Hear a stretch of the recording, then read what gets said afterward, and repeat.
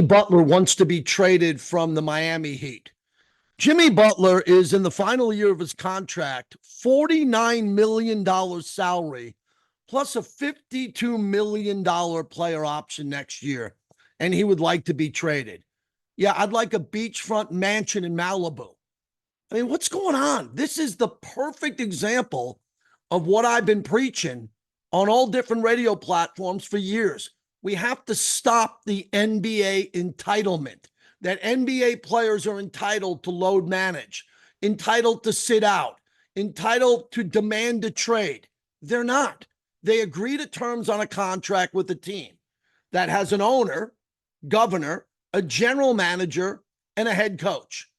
And no one tells that player that you have to do anything when they sign that contract, other than their rookie contract. Jimmy Butler has played for so many other teams around the league. He knows how this works. So Mickey Aronson's the owner. You're playing for Pat Riley and Eric Spoelstra, and you're behaving that way where you're putting that organization in a weaker position in a negotiation because the rest of the league thinks you want to be traded because you just admitted it. You're asking for a trade, and your value instantly goes down to the Miami Heat, the team that's paying you $50 million, giving you everything you want, from staying at the Four Seasons to flying on private jets to great meal services, a training staff, a video team, everybody on the staff in the business office there.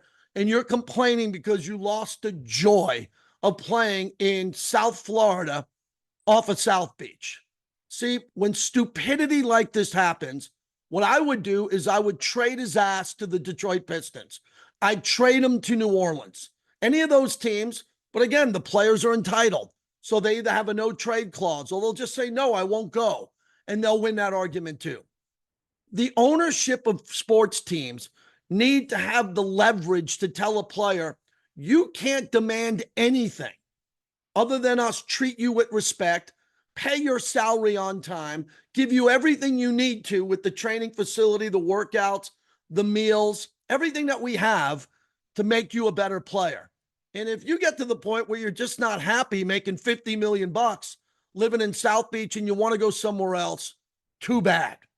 Too bad. You don't dictate, Jimmy Butler, the player, what the head coach, the general manager, and the owner have all decided that they have the right to do because it's their team. I mean, I like Jimmy Butler. He's a hell of a player. He's a great scorer. He can score anywhere. He can get to the front of the rim. He can knock down jump shots. He's got a great short jump shot. He can hit the three. But again, this is an example of what I've been talking about. Player entitlement. The players believe that they're entitled to make the rules. No, the league collectively bargains what the rules are. And the Players Association agrees to what you're able to do once you're under contract.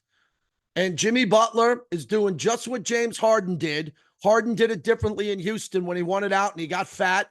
Then he went to Brooklyn and he wanted out of Brooklyn and he demanded a trade. And these guys bounce all around the league. And this is why fans have a problem with viewership in the NBA. This is why more and more fans that I talk to are sick and tired of the NBA because they don't like the players when they load manage or they try to dictate the power that they have when they're making 30 to 50 to 60 million already. Now, another guy who doesn't do this is Steph Curry. Steph had an unbelievable game. Let me look at the stats here and bring them up. The way he was shooting threes tonight against the Philadelphia 76ers were flat out amazing. Also, after the game, I watched the end of the game with my sons, and Joel Embiid and everybody there was kissing Steph's ass after he kicked their ass. And they were lining up to like ask for autographs and to swap jerseys. The Warriors beat the 76ers 139 to 105. Okay, that's an absolute blowout in this game. Steph Curry, 29 minutes, 30 points, 11 of 15, 8 of 8 from three.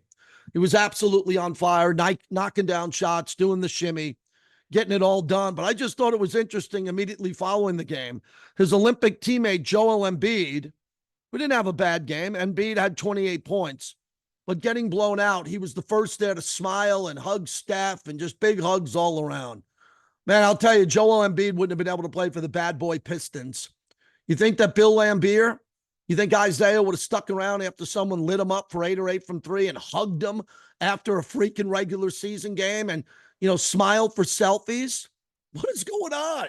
I mean, Steph just lights him up at home. The game ends.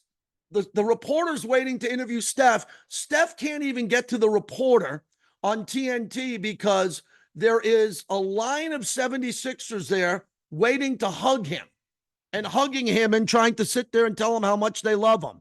That shouldn't be happening in sports. It can't happen in sports. Everybody's got to, after the game, tip your cap, shake hands, and get to the locker room, not sit there and look for hugs from Steph Curry. Am I nuts to say this? I mean, where is the level of ferociousness and intensity as Steph's going off? I'm not saying if it was the bad boy Pistons, maybe that's a bad example because the bad boy Pistons would have came after him on a double team and knocked his ass on the ground a few times. A different era, a different sport, no doubt about it. But that's the first thing that came out to me. Watching the end of the game, Steph is throwing up threes.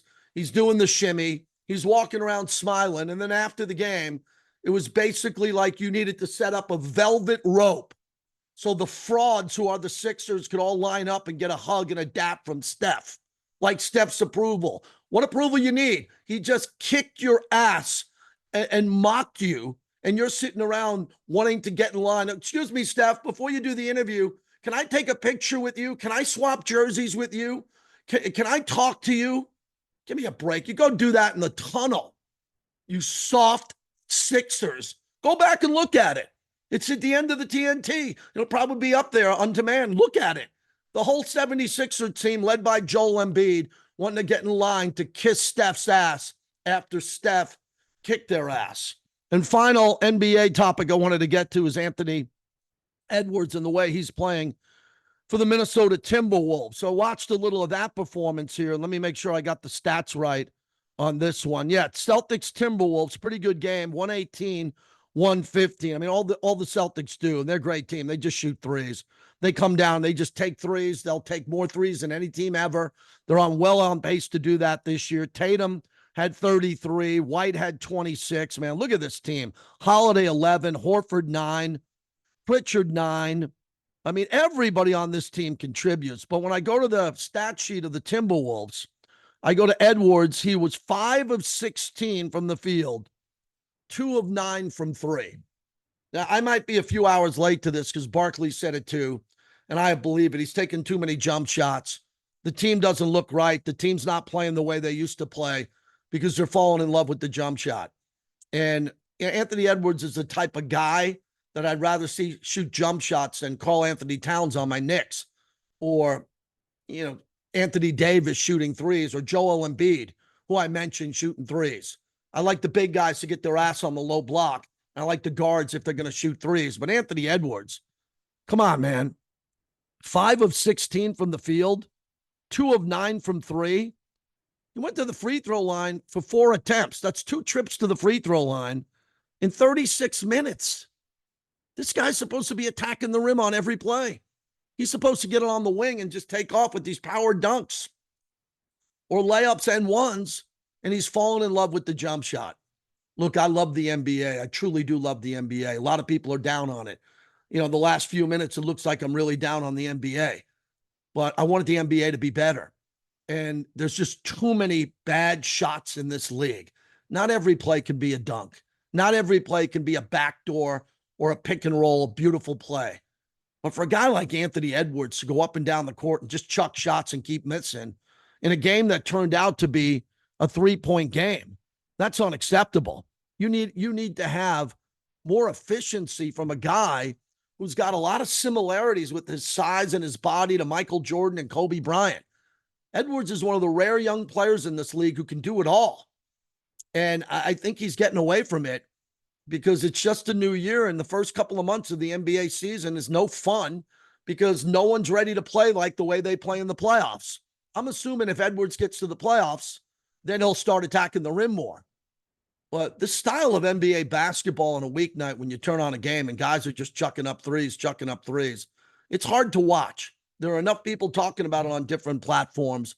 And let me know if you agree with me. Thanks for watching what we do here on YouTube. at JT the Brick YT, and please share it with other people on other platforms. Appreciate you.